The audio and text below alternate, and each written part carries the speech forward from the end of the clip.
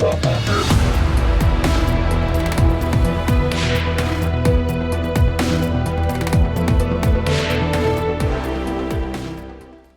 entretiens des patriotes, bonjour à tous. L'invitation de Macron à Durov, une fake news, 5 théories du complot devenues réalité. Avant de répondre à toutes ces questions et traiter d'autres sujets d'actualité, vous connaissez la coutume sur cette chaîne, je commence toujours mon entretien par remercier ceux qui m'ont permis justement de le produire, car ils m'ont financé à l'aide des merci rémunérateurs. Et aujourd'hui sont à l'honneur des fidèles parmi les fidèles, Pierre-Louis Garnier, Rambard, Philippe Leclerc, VTT Pollux, UG5RK, Philippe Bohen, Yann Penaud et Carré Bernard. Merci à eux du fond du cœur. Et puis je tenais à vous remercier pour votre soutien inconditionnel. Oui, il faut aider la réinformation. Mais comment faire ? Eh bien, on lève un petit pouce, on décrit de gentils messages ou on diffuse sur d'autres réseaux sociaux. Merci à tous. L'affaire Durov-Macron prend de l'ampleur. Il y aurait une invitation à dîner de Macron à Durov. C'est ce que rapporte le Canard enchaîné. Pavel Durov, le patron de Telegram, a affirmé aux policiers qui l'ont cueilli à sa descente d'avion qu'il était attendu pour dîner avec Macron. L'Élysée a formellement démenti. Ce soir-là, le président était au Touquet, précise un conseiller du château auprès du Canard. Mais qui croire ? Oh, que c'est difficile !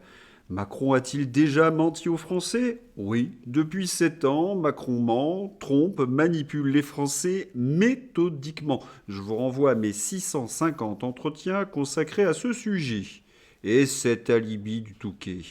Ce n'est pas un aveu de culpabilité, ça, par hasard, parce que Macron n'aurait pas été au courant de cette arrestation, alors que tout le monde la qualifie de politique. Et puis, quand on est attendu chez quelqu'un, c'est que généralement, on connaît son hôte. Est-ce le cas ? Autrement dit, est-ce que Durov connaissait-il Macron ? Eh bien, la rencontre Macron-Durov est certifiée par les invités de Schlederman d'Arrêt sur Image. La vidéo est dans ma description. En 2019, Gilles Babinet, conseil du numérique, dit que Macron et ses proches utilisent donc l'application Telegram malgré l'avis négatif de la DGSE et de la DGSI. Macron utilise un réseau qui bafouerait nos lois. Rencontre Durov, puis soudain le fait jeter en tôle et prétend que ce n'est pas politique. Oui, il y a comme un bug. Et il faut également rappeler que Pavel Durov a reçu la nationalité française de son ami entre guillemets Emmanuel Macron. Un passe-droit qui en dit très long. Macron a donc tendu un traquenard à sa vieille connaissance Durov. Oui, ce sont des méthodes de voyous et ensuite l'a accusé de crimes imaginaires, comme dans une dictature. Voici pourquoi. La Commission européenne prend ses distances avec l'affaire Telegram en France. Et vous constatez que cela fait 2 fois que la Commission européenne tacle ou lâche des macronistes. La première fois, c'était Thierry Breton contre Elon Musk. Et aujourd'hui, c'est Emmanuel Macron contre Pavel Durov. Oui, encore un incident diplomatique du poudré. La preuve, Telegram affirme que le DSA et les autres lois de l'Union européenne sont respectées et c'est confirmé par la Commission européenne. L'arrestation du PDG de Telegram n'a rien à voir avec le règlement européen sur les services numériques DSA selon la Commission. L'arrestation de Pavel Durov, le fondateur et PDG de l'application de messagerie Telegram, soupçonné d'avoir autorisé des activités criminelles sur sa plateforme, n'a rien à voir avec les obligations de l'entreprise en vertu de la loi sur les services numériques DSA de l'Union européenne, a déclaré un porte-parole de la Commission européenne à Euronews lundi. Le dossier devient de plus en plus accablant contre Emmanuel Macron. Et les réseaux sociaux accusent donc notre président de coups tordus et d'arrestations politiques. Et des internautes américains font remarquer que Macron est très mal placé pour lutter contre ceux qui abusent des enfants. Si la France veut cibler les prédateurs d'enfants, elle devrait commencer par Bibi. Elle a commencé à sortir avec Emmanuel Macron à l'âge de 40 ans alors qu'il en avait 15 ou 14. Au lieu de cela, la France utilise le propriétaire de Telegram, Pavel Durov, comme bouc émissaire. Il s'agit clairement d'une double norme. Et l'affaire Pavel Durov prend également une tournure diplomatique. Après les Russes, maintenant les Émiratis. Quelle honte en arrêtant le fondateur de Telegram sur ordre du DISTEP américain, de l'État profond américain.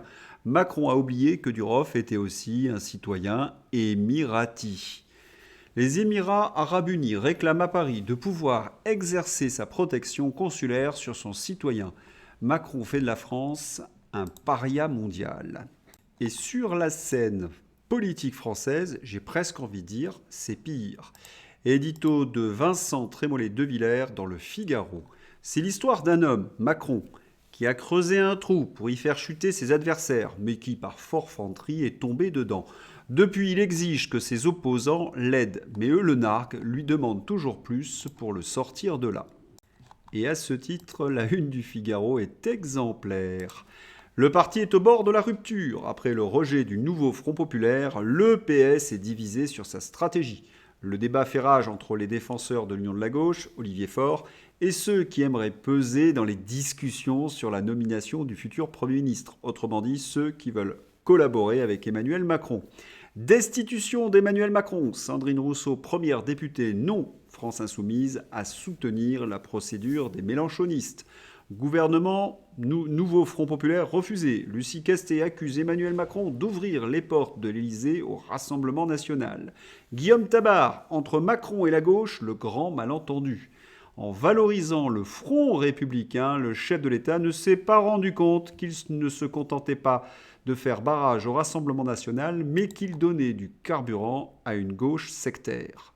Oui, Emmanuel Macron est vraiment au fond du trou, comme l'a écrit Vincent Trémollet de Villers. À tel point qu'il est obligé de supplier les LR d'entrer dans son gouvernement en utilisant des arguments très orwelliens. Emmanuel Macron affirme recevoir ceux qui veulent œuvrer pour l'intérêt supérieur du pays. Œuvrer pour l'intérêt supérieur du pays, j'ai presque l'impression de lire un article du Gorafi, parce que l'intérêt supérieur du pays, Macron, c'est vraiment, comment dirais-je, une antithèse forte. C'est quand même sous son mandat que le pays s'est endetté comme jamais, que notre France est clivée, que les services publics s'effondrent, que notre voile internationale est ridiculisée. Et que dire des faillites en cascade sous son règne ? Peu de gens semblent au courant que nous sommes à un record de plus de 30 ans sur les défaillances de nos PME. Donc je préfère le dire plutôt 2 fois qu'une, car c'est le poumon de la France qui est en train d'être atrophié. Non mais franchement, si Macron avait une quelconque idée de l'intérêt supérieur de notre pays, cela ferait belle lurette qu'il aurait démissionné. Mais Macron ose tout. Et on sait pourquoi. Il le peut, puisqu'il est servi par des sous-fifres qui vont soutenir tous ses mensonges et toute sa propagande. Vous les connaissez, ce sont les fact-checkers, avec Rudy en fact-checker en chef. Vous remarquez le sous-titre « La critique du complotisme est un sport de combat ». Cela fait des années que nous disons que la réinformation est un sport de combat. En plus, Rudi Reichstadt reprend nos formules pour se les approprier. Bien oui, bien évidemment, avec Rudi Reichstadt, c'est l'inversion accusatoire. Parce que son titre, c'est une véritable inversion accusatoire. Et construite, comme toujours, sur une insulte. En utilisant le terme opium, référence à Marx, la religion est l'opium du peuple, il suggère que le complotisme est une nouvelle religion et celle particulièrement des imbéciles, des bas de plafond, des déplorables, des antivax, de l'extrême droite, des cafards, comme dirait Alba Ventura. Eh bien, voyons voir. Oui, regardons toutes les théories du complot qui ont été dénoncées par Rudi Reichstadt et voyons ce qu'elles sont devenues. Première théorie du complot, qui a duré de 2020 à 2024, c'était d'affirmer que Joe Biden était sénile. À ceux qui se moquent de la chute de Joe Biden, un vieillard, il se trouve qu'il est le président américain le plus impressionnant en réunion depuis longtemps, selon les diplomates français qui l'ont croisé, un véritable cador. Eh bien, en 2024, cette théorie du complot est devenue réalité. Et leur discours donc de tous ces fact-checkers a brutalement basculé le 28 juin au lendemain du débat entre Trump et Joe Biden. Comme s'ils avaient eu une épiphanie collective, ils ont tous miraculeusement découvert le déclin du président américain. Vous connaissez la suite, Joe Biden a renoncé cet été à la course à la Maison-Blanche, il a été remplacé par Kamala Harris. Ça aussi, c'était, paraît-il, une théorie du complot. Deuxième théorie du complot, l'État profond est prêt à assassiner le candidat Donald Trump. Vous avez été très nombreux à l'écrire sur les réseaux sociaux. Eh bien, vous avez été qualifié entre 2022 et 2024 de complotiste. Mais voilà, il y a bien eu un attentat contre Donald Trump et les pistes les plus sérieuses vont vers le camp démocrate. Et l'enquête montre déjà une forme d'incompétence délibérée de la part des services secrets. Oui, le camp démocrate est dans le viseur des enquêteurs. Troisième théorie du complot, selon Rudy, le pouvoir démocrate exerce une pression sur les réseaux sociaux et fait censurer de vraies informations, notamment sur la pandémie. C'était une théorie du complot entre 2019 et 2024. Mais voilà, même le monde est obligé de le reconnaître. Mark Zuckerberg regrette d'avoir supprimé certains contenus liés au Covid-19 sous la pression de l'administration Biden. Ah, ça sort dans le monde, un peu comme une anecdote, alors que c'est le plus grand scandale depuis le Watergate. Zuckerberg a truqué le résultat des élections US de 2020, censuré et désinformé des millions de citoyens honnêtes qui relayaient les bonnes infos durant le Covid. Allez, on va faire une petite pause avec le livre de Rudy Reichstadt, L'opium des imbéciles. Quel est l'imbécile que vous apercevez à l'écran? Dites-moi tout. Quatrième théorie du complot, l'ordinateur d'Hunter Biden. Oui, entre 2019 et 2024, c'était, paraît-il, une théorie du complot, un coup des Russes. Le président Trump déclare: Zuckerberg admet que la Maison-Blanche a fait pression pour supprimer l'histoire de l'ordinateur portable d'Hunter Biden. Et bien plus encore. En d'autres termes, l'élection présidentielle de 2020 a été truquée. On avait raison et les médias, bien évidemment, ont supporté le camp démocrate. Et le plus extraordinaire dans cette histoire, c'est que Biden a utilisé une vraie théorie du complot pour se défendre. Elle ne fut jamais débunkée par le camp des imbéciles. Quelle est cette théorie du complot? Lors d'un débat présidentiel en 2020, Joe Biden a affirmé que l'ordinateur portable de son fils était de la désinformation russe. Ah, le fameux médicament, c'est les Russes 500. Cet ordinateur portable vient d'être utilisé comme preuve pour condamner Hunter Biden. Oui, Zuckerberg a admis que Joe Biden avait fait pression sur lui pour que cette histoire ne sorte pas sur les réseaux sociaux. C'est énorme. Et plus c'est gros, plus ça passe auprès des fact-checkers comme Rudy. Ça, ils n'ont certainement pas débunké cette quatrième théorie du complot. Comment est-ce possible? Je ne sais pas vous, mais plus je vois cette couverture, plus je trouve qu'elle change de sens. Cinquième et dernière théorie du complot. Ma préférée. Toute critique des pshouts était considérée comme de la désinformation, des théories du complot.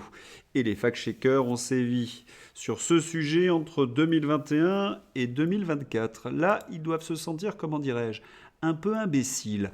Covid-19, attention à ces messages trompeurs, nous sommes en 2022, qui font un lien entre pshout et myocardite. Des messages sur les réseaux sociaux font un lien entre les pshouts et la myocardite, mais cette affirmation est fausse et trompeuse.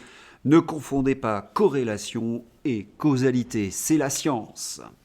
Et puis en 2024, les myocardites causées par les pshouts sont moins sévères que celles causées par le Covid, selon une nouvelle étude.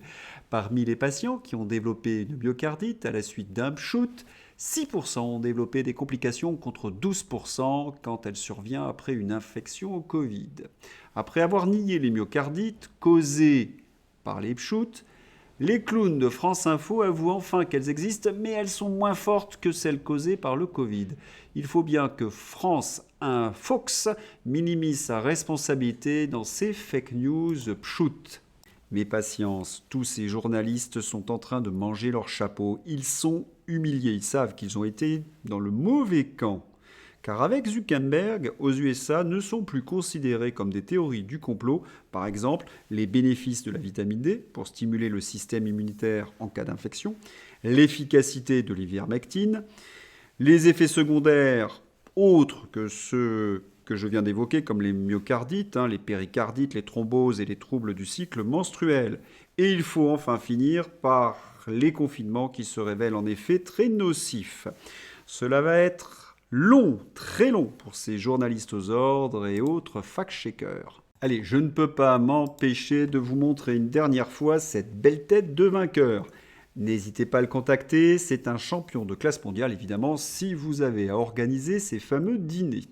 On parlait de théorie du complot, eh bien on n'est pas très loin de cette idée de désinformation.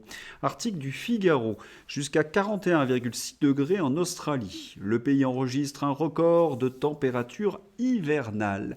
Le centre météorologique australien a annoncé qu'une température de 41,6 degrés a été enregistrée dans une partie de la côte nord-ouest du pays, dépassant de 0,4 degrés le précédent record. Eh bien, vous avez là un titre trompeur. D'abord, température hivernale, donc l'hiver il fait froid, et là on vous annonce une température de 41 degrés. Oui, la Terre est en train de bouillir. Et en plus, vous avez une photographie, vous apercevez l'opéra de Sydney.